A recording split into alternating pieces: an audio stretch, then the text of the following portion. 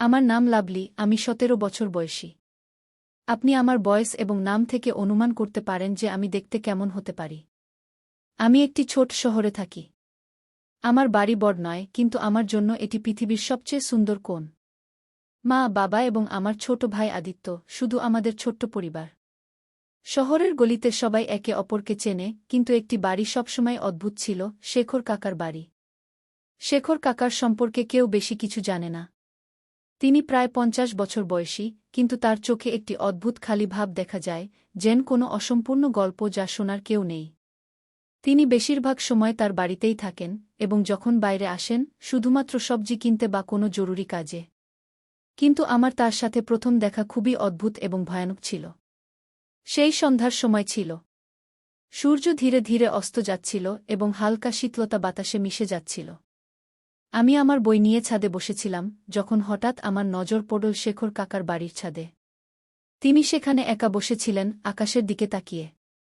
তার চোখে এমন কিছু ছিল যা আমাকে অস্থির করে দিল। আমি তাকে একদৃষ্টে তাকিয়ে থাকলাম, এবং ঠিক তখনই তিনি হঠাৎ আমার দিকে তাকালেন।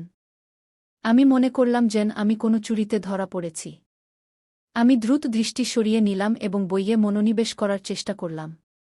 কিন্তু তখন একটি অদ্ভুত আওয়াজ শুনলাম, কারো কান্নার হালকা শব্দ। আমি আবার তার ছাদের দিকে তাকালাম, কিন্তু এবার তিনি সেখানে ছিলেন না। আমি ভাবলাম যে এটি হয়তো আমার ভুল ছিল, কিন্তু ঠিক তখনই আমার কানে একটি মৃদু আওয়াজ ভেসে এল, বাঁচাও। আমার হৃদয় দ্রুত স্পন্দিত হতে লাগল। সেই আওয়াজ কোথা থেকে এসেছিল? শেখর কাকার বাড়ি থেকে, নাকি আমার মস্তিষ্কের কোনো বিভ্রম? সেই আওয়াজ এখন আমার মনে গুঞ্জরিত হচ্ছিল। আমি ছাদে দাঁড়িয়েছিলাম, যেন আমার পা সেখানে আটকে গেছে।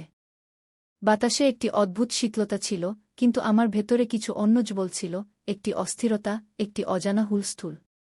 আমি আমার বাড়ির দরজা থেকে উকি দিয়ে শেখর কাকার বাড়ির দিকে তাকালাম। সবকিছু স্বাভাবিক মনে হচ্ছিল। তাহলে সেই আওয়াজ কার ছিল? আমি ভাবছিলাম, ঠিক তখনই আমার ফোন বেজে উঠল। দেখলাম, অনিরুদ্ধের কল। আমার ক্লাসের সেরা বন্ধু, এবং সম্ভবত তার চেয়েও কিছু বেশি। কি করছো? তার কণ্ঠে সেই পুরনো দুষ্টুমি ছিল। কিছু না, শুধু বই পড়ছি, আমি মিথ্যা বললাম। ও, তাহলে এখন বইও ভয় দেখাচ্ছে, সে হেসে বলল। আমি হঠাৎ বুঝতে পারলাম যে আমার কণ্ঠ একটু ঘাবড়ে গেছে। আমি কথা বদলাতে বললাম, তুমি হোমওয়ার্ক করেছ? লাভলি, আমি অনিরুদ্ধ। হোমওয়ার্ক আর আমি? এই প্রশ্নই করো না, সে বলল। আমি হেসে উঠলাম। তার কথা শুনে মন সবসময় হালকা হয়ে যেত, কিন্তু আজ কিছু আলাদা ছিল। ফোন রেখে দেওয়ার পর আমার মন আবার শেখর কাকার বাড়ির দিকে চলে গেল। আমি নিজেকে বোঝানোর চেষ্টা করলাম যে হয়তো আমি কিছু ভুল শুনেছি, কিন্তু হৃদয় বলছিল যে কিছু একটা আছে যা চোখের আড়ালে আছে। রাত হয়ে গিয়েছিল। আমি বারান্দায় দাঁড়িয়েছিলাম যখন হালকা বৃষ্টি শুরু হল। ঠান্ডা বাতাস আমার মুখ স্পর্শ করে গেল, এবং অদ্ভুত ব্যাপার ছিল যে সামনে শেখর কাকাও তার জানালা থেকে বাইরে তাকিয়েছিলেন, ঠিক আমার দিকে। আমাদের চোখ কিছু সেকেন্ডের জন্য মিলিত হল, এবং সেই মুহূর্তে কিছু অনুভব হল, কিছু অকথিত, কিছু অজানা। আমার মনে হল যেন তার চোখে একটি গল্প আছে যা তিনি বলতে চান, কিন্তু শব্দে বলতে পারেন না। তুমিও কি বৃষ্টিতে ভেজা পছন্দ কর? আমার কানে আবার সেই আওয়াজ ভেসে এল। কিন্তু এবার এই আওয়াজ শেখর কাকার ছিল। আমি চমকে গেলাম। তিনি এর আগে কখনো আমার সাথে কথা বলেননি। আমি বুঝতে পারলাম না কি উত্তর দেব। হালকা করে হেসে বললাম, মাঝে মাঝে, যখন মন ভেসে যায়। তিনি কিছু বললেন না, শুধু হালকা হাসলেন এবং ভিতরে চলে গেলেন। কিন্তু আমার হৃদয়ে সেই সাক্ষাৎ একটি হুলস্থুল রেখে গেল। এটি প্রথমবার ছিল যখন আমি তার চোখে কিছু পড়ার চেষ্টা করেছিলাম, এবং সম্ভবত প্রথমবার এমন অনুভব করেছিলাম যে আমার জীবন কোনো মোড়ে আসতে চলেছে, যার সম্পর্কে আমার নিজেরই কোনো ধারণা ছিল না। বৃষ্টি তীব্র হয়ে উঠেছিল। বাতাসে শীতলতা আমার গাল স্পর্শ করছিল, কিন্তু আমি সেখানেই দাঁড়িয়েছিলাম যেখানে শেখর কাকা আমাকে প্রথম কথা বলেছিলেন।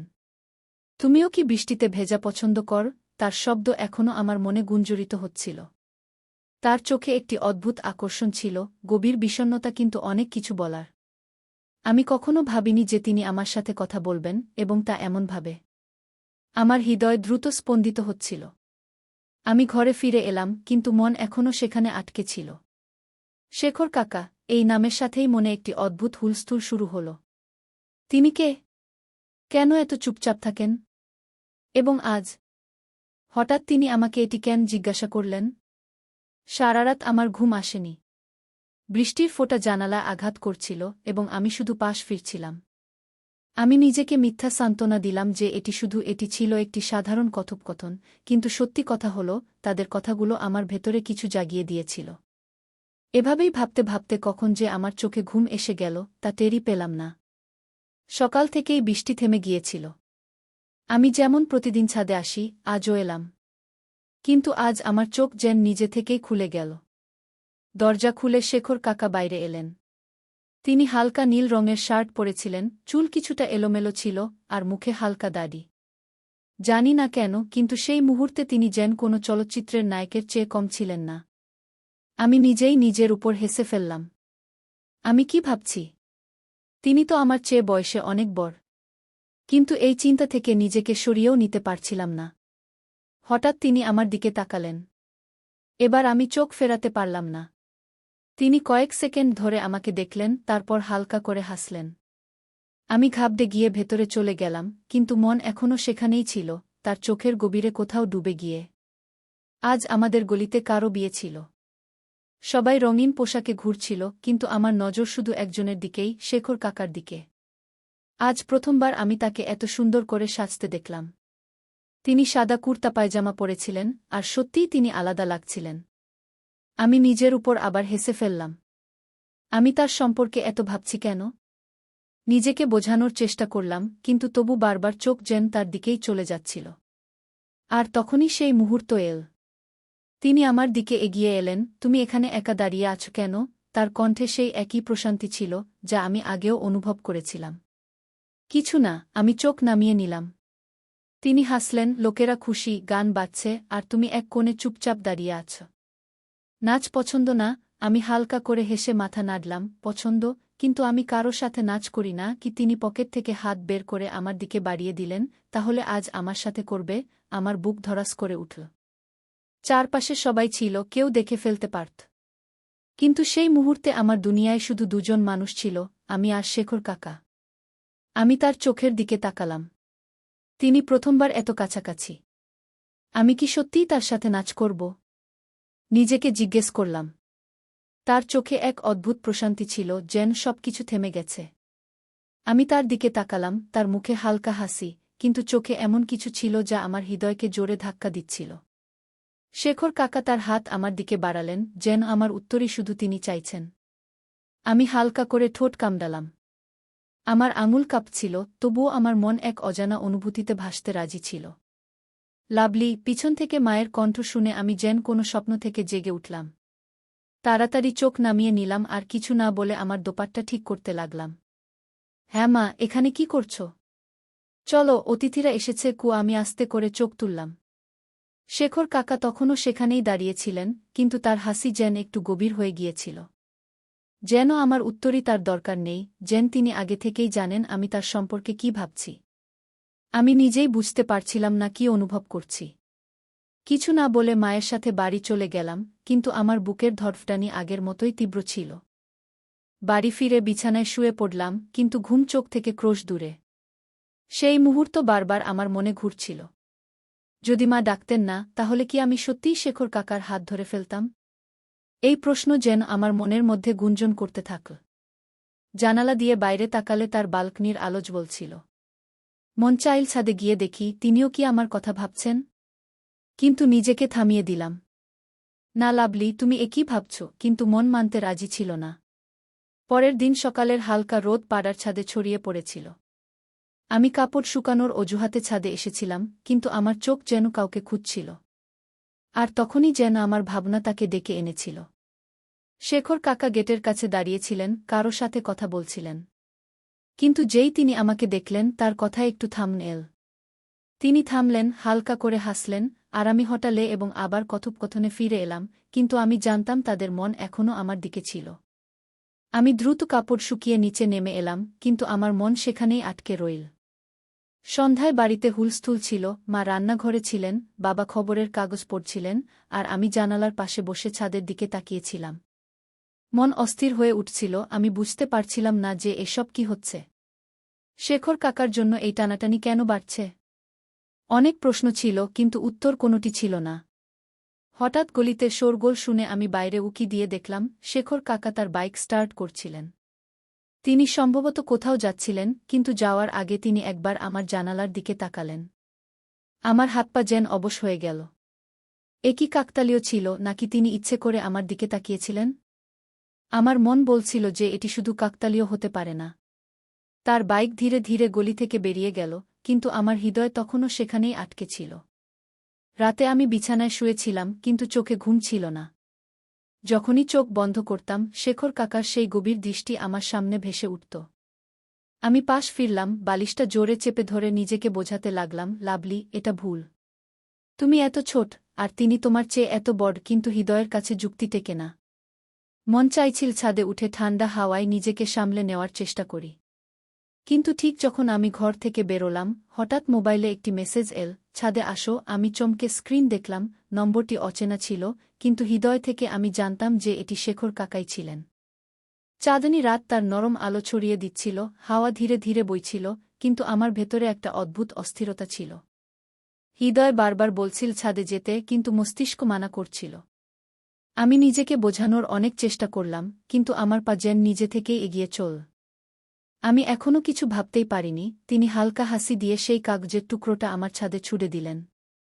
আমার হৃদয় জোরে ধড়ফড় করে উঠল। এক মুহূর্তের জন্য মনে হল যেন পুরো পৃথিবী থেমে গেছে। আমি ঘাবড়ে এদিক ওদিক তাকাতে লাগলাম, কেউ দেখছে কিনা। তারপর ধীরে ধীরে এগিয়ে গিয়ে কাঁপতে কাঁপতে হাতে কাগজটা তুলে নিলাম। কাগজে লেখা ছিল, কাল রাতে দেখা হবে। আমার হাতে চিঠি ছিল, কিন্তু পায়ের নিচ থেকে যেন মাটি সরে গেল। হৃদয়ের ধড়ফড়ানি এত বেড়ে গেল যে মনে হলো কেউ কাছে এলে শুনে ফেলবে। আমি চিঠিটা মুঠো চেপে ধরে ছাদের কিনারা থেকে নিচে তাকালাম, কেউ ছিল না। তারপর আবার তার দিকে তাকালাম, তিনি তখনও সেখানেই দাঁড়িয়েছিলেন, আমাকে দেখছিলেন। একটা অদ্ভুত শান্তি নিয়ে তার চোখে এমন কিছু ছিল যে আমি দৃষ্টি সরাতে পারছিলাম না। আমার হৃদয় দ্রুত স্পন্দিত হচ্ছিল, এই অনুভূতি কি ছিল আমি নিজেই বুঝতে পারছিলাম না। আমি তাড়াতাড়ি চিঠিটা দোপাট্টার কোণায় লুকিয়ে ফেললাম এবং আস্তে পায়ে ঘরে চলে এলাম। ঘরটা যেমন ছিল, দেয়ালগুলো যেমন ছিল, কিন্তু আমার ভেতরে কিছু বদলে গেছে। আমি চিঠিটা টেবিলে রেখে আয়নায় নিজেকে দেখতে লাগলাম। আমি কি করব? যাব কি যাব না? যদি কেউ দেখে ফেলে? কিন্তু এবার আমার হৃদয় আমার জটিলতাগুলো শুনল না, সে শুধু একটা প্রশ্ন করল, যদি আমি না যাই, তাহলে তিনি কি খারাপ মনে করবেন?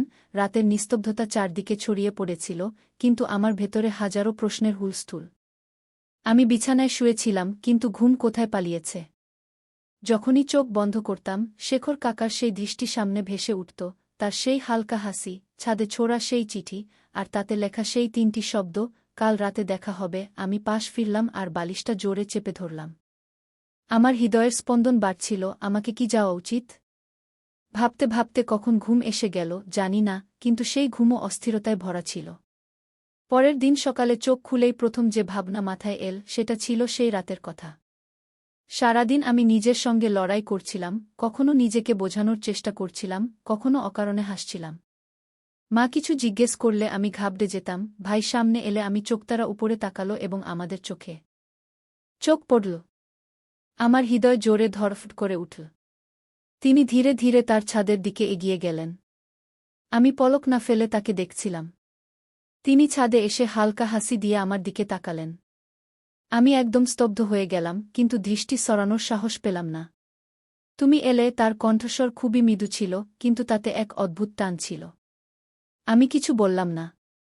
হৃদয় এত জোরে ধড়ফড় করছিল যে মনে হচ্ছিল একটি শব্দ বললে সবাই শুনে ফেলবে। তিনি ধীরে ছাদের রেলিংয়ে হাত রাখলেন এবং আমাকে দেখতে লাগলেন। ভয় পাচ্ছ? আমি হালকা করে মাথা নাড়লাম। তিনি হেসে বললেন, ভয় পাওয়ার কিছু নেই, লাভলি। আমরা শুধু কিছুক্ষণ কথা বলব। আমার ঠোঁট কাঁপছিল, কিন্তু আমি তখনও চুপ ছিলাম। তার পাশে দাঁড়াতেই আমার ভেতর বিদ্যুৎ খেলে গেল। তার এত কাছে থাকা আমাকে ভয়ও দিচ্ছিল, আবার এক অদ্ভুত উষ্ণতাও দিচ্ছিল। তোমাকে দেখে মনে হয় না তুমি এত ছোট, তিনি হালকা করে বললেন। আমি চমকে তার দিকে তাকালাম। তার চোখে সেই দৃষ্টির জাদু ছিল যা আমাকে অসহায় করে দিয়েছিল। আমি সাহস করে জিজ্ঞাসা করলাম, আপনি আমাকে কেন ডাকলেন? তিনি কিছুক্ষণ চুপ থেকে বললেন, সম্ভবত তোমাকে দেখে কিছু অনুভব হয়। গিয়ে আমার হৃদয় জোরে ধড়ফড় করে উঠল। আমি বুঝতে পারছিলাম না তিনি কি বলতে চাইছেন, কিন্তু তার ভাষায় এমন কিছু ছিল যা আমাকে নিজেকে থামাতে দিচ্ছিল না। রাত আরও গভীর হচ্ছিল। বাতাস তীব্র হয়ে উঠছিল, কিন্তু আমার হৃদয়ের শব্দের কাছে সবই মৃদু মনে হচ্ছিল। আমি কি ঠিক করছি, নাকি এমন কোনো পথে হাঁটছি যেখান থেকে ফিরে আসা কঠিন হবে? আমি শেখর কাকার চোখে তাকিয়েছিলাম, কিন্তু কিছু বুঝতে পারছিলাম না। তার শব্দে যে অনুভূতি ছিল তা আমার ভেতর পর্যন্ত পৌঁছাচ্ছিল। হৃদয় বলছিল এখান থেকে পালাও, কিন্তু মস্তিষ্ক তখনও প্রশ্ন করছিল এটা কি ঠিক? তিনি ধীরে আমার মুখের দিকে তাকালেন, যেন আমার মনের জটিলতা বুঝতে চাইছেন, তারপর হাসলেন। তুমি কিছু বলবে না? আমার ঠোঁট শুকিয়ে গিয়েছিল। আমি হালকা করে মাথা নাড়লাম। ঠিক আছে, তাহলে শুধু চুপ করে দাঁড়িয়ে থাকবে। তিনি ছাদের রেলিংয়ে দুটি হাত রাখলেন এবং কিছুক্ষণ আমাকে দেখতে থাকলেন। তার দৃষ্টিতে এক অন্যরকম কথা ছিল, নরম কিন্তু গভীর। আমি অনুভব করলাম আমার হৃদয় তখনও খুব জোরে ধড়ফড় করছে। আমি নিজেকে সামলে বললাম, আপনি আমাকে কেন ডাকলেন? তিনি হালকা করে হেসে বললেন, তোমাকে না ডাকলে তুমি আসতে। আমি দৃষ্টি নিচু করলাম। সত্যি বলতে কি, যদি তিনি পাথর না ছুঁড়ে দিতেন তাহলে আমি নিজেকে থামিয়ে দিতাম। কিন্তু এখন আমি এখানে দাঁড়িয়েছিলাম তার সামনে, কোনো উত্তর ছাড়াই। হঠাৎ তিনি তার হাত বাড়িয়ে দিলেন। এসো বসি। কি আমি একটু শঙ্কিত হলাম, কিন্তু ধীরে ধীরে পা বাড়ালাম এবং তার পাশে গিয়ে ছাদের দেয়ালে বসলাম। আমার হাত ঠান্ডা হয়ে গিয়েছিল। বাতাসে হালকা শীতলতা ছিল, কিন্তু আমার ভেতর অন্যরকম উষ্ণতা ছুটছিল। তোমার বয়স 17 বছর, তাই না? তিনি হালকা করে জিজ্ঞাসা করলেন। আমি মাথা নাড়লাম। হ্যাঁ গো। আমি ভেবেছিলাম তুমি এর চেয়ে বড়। ও তার কণ্ঠে এক অদ্ভুত কোমলতা ছিল। তোমার চোখ অন্য মেয়েদের মতো নয়। এতে আরও কিছু আছে, এমন কিছু যা টেনে নেয়। আমার হৃদয় জোরে ধড়ফড় করে উঠল। আমি জানতাম না এর কি উত্তর দেব। আমি আমার আঙুলগুলো জড়িয়ে নিচের দিকে তাকিয়ে রইলাম। তিনি আমার দিকে একটু ঝুঁকলেন। ভয় পাচ্ছ? আমি হালকা করে মাথা নাড়লাম। না। তিনি হেসে আমার মুখটা তার আঙুল দিয়ে একটু উপরে তুললেন। মিথ্যা বলছ। তোমার চোখ অন্য কথা বলছে। আমার শ্বাস আটকে গেল। তার আঙুলের হালকা স্পর্শ যেন আমার পুরো শরীরে শিহরণ ছড়িয়ে দিল। আমি তৎক্ষণাৎ দৃষ্টি সরিয়ে নিলাম এবং নিজেকে একটু পিছিয়ে নিলাম। তিনি আমাকে কিছুক্ষণ দেখলেন, তারপর আবার রেলিংয়ের দিকে ফিরে গেলেন। তুমি জানো লাভলি, যখন প্রথম তোমাকে দেখেছিলাম তখনই বুঝেছিলাম তুমি বাকিদের থেকে আলাদা। আমি চমকে তার দিকে তাকালাম। কিভাবে? তিনি এক গভীর শ্বাস নিলেন। তোমার চোখে প্রশ্ন থাকে, অন্য মেয়েদের মতো শুধু স্বপ্ন নয়। আর এটাই আমাকে ভালো লেগেছে। আমার হৃদয় দ্রুত স্পন্দিত হতে লাগল। আমি জানতাম না এর মানে কি, কিন্তু তার শব্দগুলো আমার ভেতর এক অদ্ভুত অনুভূতি ছড়িয়ে দিয়েছিল। রাত আরও গভীর হয়ে গিয়েছিল। দূর কোথাও কুকুরের ঘেউ ঘেউ শব্দ আসছিল। পরিবেশে নিস্তব্ধতা ছিল, কিন্তু আমার ভেতর এক ঝড় বয়ে যাচ্ছিল। আমি সাহস করে জিজ্ঞাসা করলাম, আপনি আমার কাছ থেকে কি চান শেখর কাকা? তিনি আমার দিকে তাকালেন। তার ঠোঁটে হালকা হাসি ছিল। এই প্রশ্ন তুমি নিজেকেই জিজ্ঞাসা করো লাভলি। তুমি আমার কাছ থেকে কি চাও? তার এই কথা শুনে আমি এক পলকের জন্য স্তব্ধ হয়ে গেলাম। আমার কাছে কোনো উত্তর ছিল না, বা সম্ভবত ছিল, কিন্তু আমি তা স্বীকার করতে ভয় পাচ্ছিলাম। আমি তার চোখে তাকিয়েছিলাম, কিন্তু এখন সেখানে আগের মতো কোমলতা ছিল না। এখন সেখানে অন্য কিছু ছিল, এমন কিছু যা আমার ভেতর অস্থিরতা তৈরি করছিল। শেখর কাকা, তুমি যে প্রশ্ন আমাকে করেছিলে, তুমি আমার কাছ থেকে কি চাও, তার উত্তর আমার কাছে ছিল না। অথবা ছিল, কিন্তু আমি তা নিজের কাছ থেকেও লুকিয়ে রেখেছিলাম। আমি আমার দৃষ্টি নিচু করে নিলাম। হৃদয়ের ধড়ফড়ানি যেন পুরো পরিবেশে গুঞ্জরিত হচ্ছিল। শেখর কাকা কিছুক্ষণ চুপ থাকলেন, তারপর একটি গভীর শ্বাস নিয়ে বললেন, সম্ভবত আমাদের এখন চলে যাওয়া উচিত। অনেক দেরি হয়ে গেছে। আমি মাথা নাড়লাম, কিন্তু পা যেন জমে গিয়েছিল। যাওয়ার ইচ্ছাই হচ্ছিল না, কিন্তু আমি এখানে আর থাকতেও পারছিলাম না। আমি নিজেকে জোর করে উঠিয়ে নিলাম এবং রেলিংয়ের ওপারে তাকালাম। চাঁদ এখন মেঘে ঢেকে গিয়েছিল, যেন আমার উৎকণ্ঠা অনুভব করছে। শেখর কাকা আমার দিকে তাকালেন। লাভলি, যদি আমি বলি যে আমি তোমাকে পছন্দ করি? আমার শরীরে বিদ্যুৎ খেলে গেল। আমি তাকে দেখলাম, কিন্তু তার মুখে কোনো সংকোচ ছিল না। তিনি খুব স্বাভাবিক ছিলেন, যেন তিনি একটি সাধারণ কথা বলেছেন। আমি জোর করে হাসার চেষ্টা করলাম। আপনি মজাক করছেন না? তিনি মৃদুভাবে মাথা নাড়লেন। না, আমি যা অনুভব করি তাই বলছি। আমার মনে হলো যেন আমার শ্বাস বন্ধ হয়ে গেছে। এটি কি সত্যিই ঘটছে? আমি কি সঠিক শুনছি? শেখর কাকা তখনও আমাকে দেখছিলেন। তার মুখে গম্ভীরতা ছিল, কিন্তু কোনো জোরাজুরি নেই, কোনো চাপ নেই। আমি কিছু বলার জন্য ঠোঁট খুললাম, কিন্তু কণ্ঠ গলা আটকে গেল। তারপর জানি না কেন আমার চোখে জল চলে এল। সম্ভবত ভয়, সম্ভবত উৎকণ্ঠা। আমি তাড়াতাড়ি আমার হাত দিয়ে তা মুছে ফেললাম। তুমি ভয় পেয়েছ? আমি মাথা নাড়লাম, না, শুধু আমি জানি না এটি সঠিক কি না। তিনি মাথা নিচু করলেন, তারপর কিছুক্ষণ পরে বললেন, এটি যদি ভুল হতো, তাহলে আমরা দুজনেই এটি অনুভব করতে পারতাম না। শব্দগুলি খুব সুন্দর ছিল, কিন্তু আমার মনে ঝড় তুলছিল। আমি তার থেকে দূরে সরে গিয়ে বললাম, সম্ভবত এখন আমাদের আর কখনো দেখা করা উচিত নয়। তার মুখে একটি মৃদু হাসি ফুটে উঠল। যদি তা হতো, তাহলে তুমি এখানে আসতেই না, লাভলি। আমার কিছুই মনে পড়ছিল না। আমি শুধু ঘুরে দাঁড়ালাম এবং দ্রুত পায়ে ছাদের সিঁড়ির দিকে এগিয়ে গেলাম। কিন্তু আমার হৃদয় সেখানেই রয়ে গেল, সেই ছাদে, শেখর কাকার সাথে। সেই রাতে ঘুম আসেনি। বালিশের পাশে রাখা সেই চিরকুটটি, যা তিনি ফেলে গিয়েছিলেন, বারবার চোখের সামনে ঘুরছিল। আমি কি সঠিক করেছি? আমি কি কিছু ভুল অনুভব করছিলাম? পরের সকালে যখন আমি ছাদে গেলাম, তখন দেখলাম শেখর কাকার ব্যালকনি খালি। তার ঘরের জানালাও বন্ধ ছিল। মনে হুলস্থুল শুরু হল, তিনি কোথায় গেছেন? সত্যিই কি এখন আর তার সাথে দেখা হবে না? পুরো দিন কেটে গেল, তারপর আরও একটি, কিন্তু তার কোনো খবর ছিল না। আমি এখন নিজের সাথে লড়াই করছিলাম। যদি আমার কিছুই যায় আসত না, তাহলে প্রতিটি শব্দে চমকে উঠছিলাম কেন? প্রতিরাতে ছাদে যাওয়ার ইচ্ছা হচ্ছিল কেন? তারপর তৃতীয় রাতে আমার দরজার নিচে একটি চিরকুট এসে পড়ল। হাত কাঁপতে কাঁপতে আমি তা তুললাম। লেখা ছিল, কখনো কখনো দূরত্বই সঠিক হয়, লাভলি। তুমি আমাকে মনে রাখবে, কিন্তু সম্ভবত এটি ভালো। হৃদয় দ্রুত স্পন্দিত হল। আমি দরজা খুললাম, কিন্তু বাইরে কেউ ছিল না। গলি নিস্তব্ধ ছিল, যেন কেউ সেখানে পা রাখেনি। শেখর কাকা এখন আমার জীবন থেকে চলে গিয়েছিলেন। আর আমি ঠিক সেখানেই ছিলাম, অসম্পূর্ণ, উৎকণ্ঠিত, কিন্তু এখন সম্ভবত সবকিছু শেষ হয়ে গিয়েছিল। তাই বন্ধুরা, গল্পটি পছন্দ হলে